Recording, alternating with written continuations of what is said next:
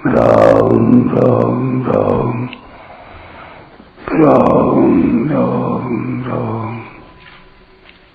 राम राम राम नारायण नारायण। संबंध। पूर्व श्लोक में भगवान ने यह बताया कि मेरे शरण होने वाले सभी माया से तर जाते हैं, अतः सब के सब प्राणी मेरे शरण क्यों नहीं होते। इसका कारण आगे के 15वें श्लोक में बताते हैं। न मां दुष्कृतिनो मूढा प्रपद्यन्ते नराधमा माययापहृतज्ञाना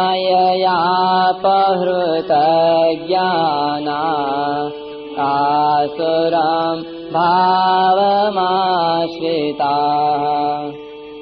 माया के द्वारा अपहृत ज्ञान वाले, आसुर भाव का आश्रय लेने वाले और मनुष्यों में महान नीच तथा पाप कर्म करने वाले मूढ़ मनुष्य मेरे शरण नहीं होते।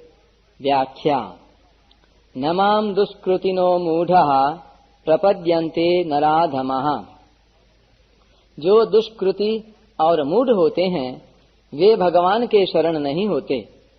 दुष्कृति वे ही होते हैं जो नाशवान परिवर्तनशील प्राप्त पदार्थों में ममता रखते हैं और अप्राप्त पदार्थों की कामना रखते हैं। कामना पूरी होने पर लोभ और कामना की पूर्ति में बाधा लगने पर क्रोध पैदा होता है।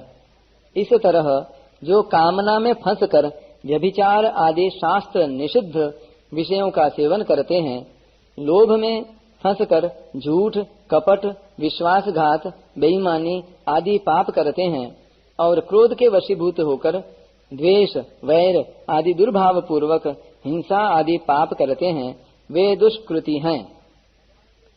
जब मनुष्य भगवान के सिवाय दूसरी सत्ता मानकर उसको महत्व देते हैं, तभी कामना पैदा होती है। कामना पैदा होने से मनुष्य माया से मोहित हो जाते हैं और हम जीते रहें तथा भोग भोगते रहें, यह बात उनको जंच जाती है। इसलिए वे भगवान के शरण नहीं होते, प्रत्युत विनाशी वस्तु पदार्थ आदि के शरण हो जाते हैं। तमोगुण की अधिकता होने से सार असार, नित्य अनित्य, सत असत, ग्राह्य त्याज्य, कर्तव्य अकर्तव्य आदि की तरफ ध्यान न देने वाले भगवद विमुख मनुष्य मूढ़ हैं।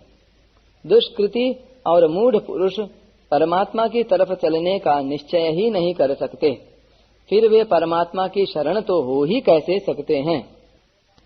नराधमः कहने का मतलब है कि वे दुष्कृति और मूढ़ मनुष्य पशुओं से भी नीचे हैं। पशु तो फिर भी अपनी मर्यादा में रहते हैं, पर ये मनुष्य होकर भी अपनी मर्यादा में नहीं रहते हैं।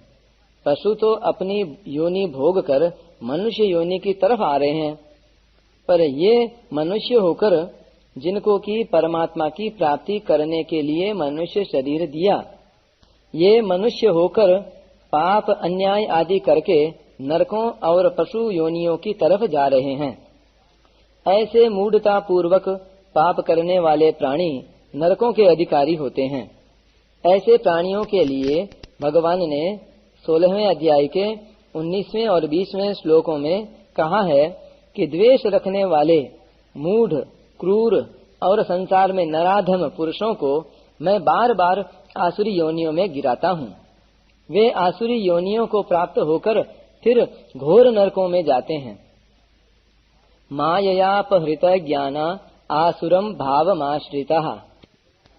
भगवान की जो तीनों गुणों वाली माया है, उस माया से विवेक ढक जाने के कारण जो आसुर भाव को प्राप्त हो गए हैं, अर्थात शरीर, इंद्रियां, अंतःकरण और प्राणों का पोषण करने में लगे हुए हैं, वे मेरे से सर्वथा विमुख ही रहते हैं।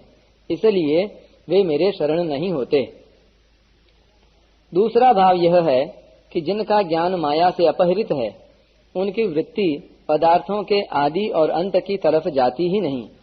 उत्पत्ति विनाशशील पदार्थों को प्रत्यक्ष नश्वर देखते हुए भी वे रुपए, पैसे, संपत्ति आदि के संग्रह में और मान, योग्यता, प्रतिष्ठा, कीर्ति आदि में ही आसक्त रहते हैं और उनकी प्राप्ति करने में ही अपनी बहादुरी और उद्योग की सफलता इति श्री मानते हैं।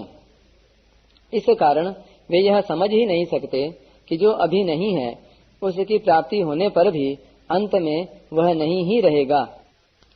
असु नाम प्राणों का है।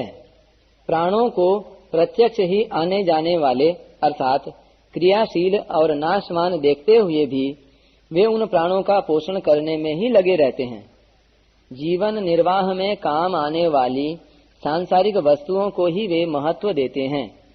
उन वस्तुओं से भी बढ़कर वे रुपये पैसों को महत्व देते हैं, जो कि स्वयं काम में नहीं आते, प्रत्युत वस्तुओं के द्वारा काम में आते हैं। वे केवल रुपयों को ही आदर नहीं देते, प्रत्युत उनकी संख्या को बहुत आदर देते हैं। रुपयों की संख्या अभिमान बढ़ाने में काम आती है। अभिमान संपूर्ण आसुरी संपत्ति का आधार और संपूर्ण दुखों एवं पापों का कारण है। संश्रित मूल स्थूल प्रदनाना सकल सुखदायक अभिमाना। ऐसे अभिमान को लेकर ही जो अपने को मुख्य मानते हैं वे आसुर भाव को प्राप्त हैं। विशेष बात यहाँ भगवान ने कहा है कि दुष्कृति मनुष्य मेरे शरण नहीं हो सकते, और 9वें अध्याय के 30वें श्लोक में कहा है कि सुदुराचारी मनुष्य भी अगर अनन्य भाव से मेरा भजन करता है तो वह बहुत जल्दी धर्मात्मा हो जाता है तथा निरंतर रहने वाली शांति को प्राप्त होता है। यह कैसे?